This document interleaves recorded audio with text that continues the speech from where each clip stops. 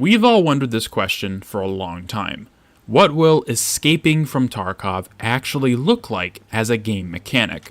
With the knowledge that BSG wants this game to reach 1.0 by the end of the year, it makes sense that these kinds of questions begin to creep up. All we know currently is that we don't have any of the critical quests we will need to complete to beat the game, and that Terminal is going to be our golden ticket out of here. But there are still many questions left unanswered.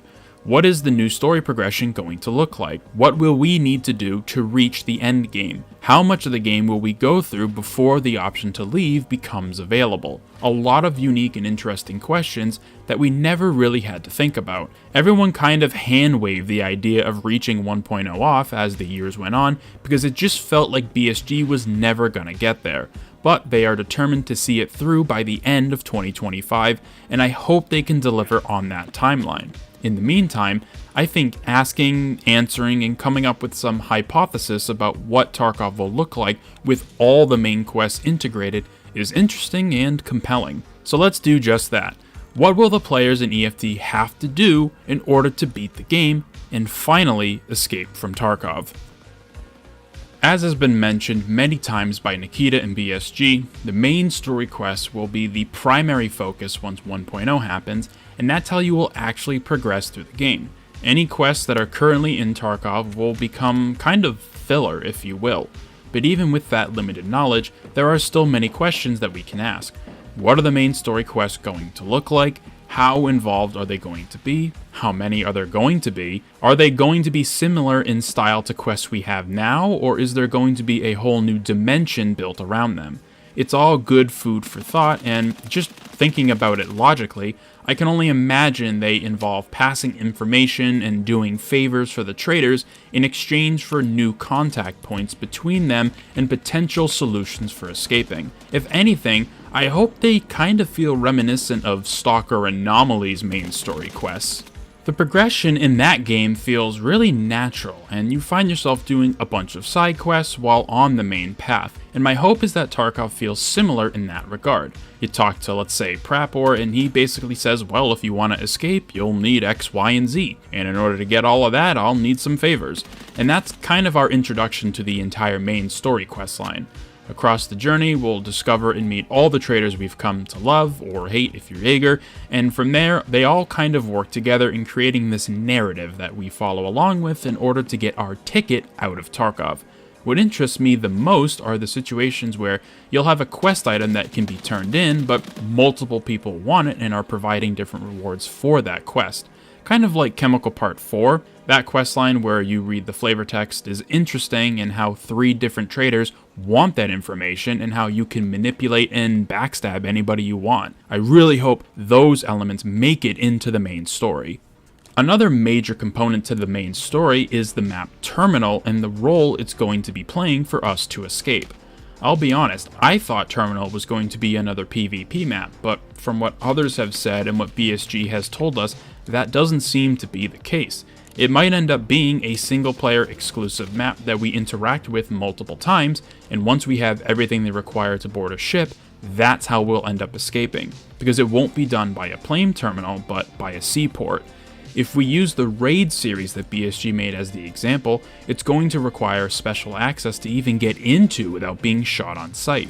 Who knows what factions are going to be involved? The UN, maybe the Russian GRU, potentially the Black Division that has been teased multiple times by BSG but never fully acknowledged? It could get crazy if, in the series, a full-on assault of the port happens and we need to fight our way out or die trying. They have so many different ways they can handle this, and I just hope it's interesting and engaging, because the worst case scenario for this would be to hear about Terminal from the traders, learn about it, and then have it be a simple hand over the key item and you win kind of exchange.